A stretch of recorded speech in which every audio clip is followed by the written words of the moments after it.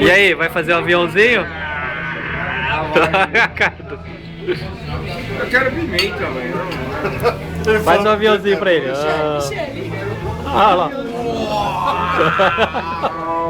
Olha o 14 bis. 14 bis ainda. Traz tequila, traz tequila. Traz tequila. Traz tequila. Fica parado e pega logo o aviãozinho. Logo. Vem.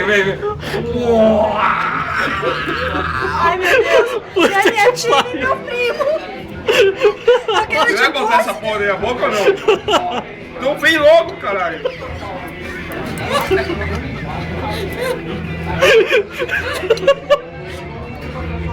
Aviãozinho.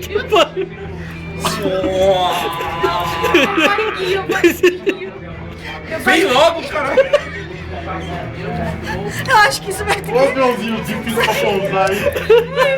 Esse aviãozinho não pousa nunca. Vai logo, porra. aquelas mães maldosas. Por isso que o menino é problemático, gente. Certeza, quando ela pequena, tirou o aviãozinho da boca dele.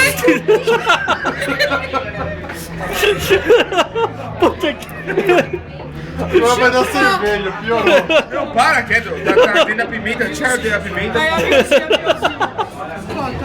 Tá com pimenta? Tá cheio de pimenta. Vai, bonzinho, hein? Faz o barulho.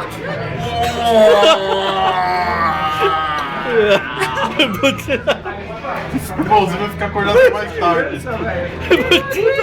Minha mãe parece criança. Gente. Pelo amor do céu da terra, velho. Minha mãe se viu. Não. Eu não aguento. Minha mãe.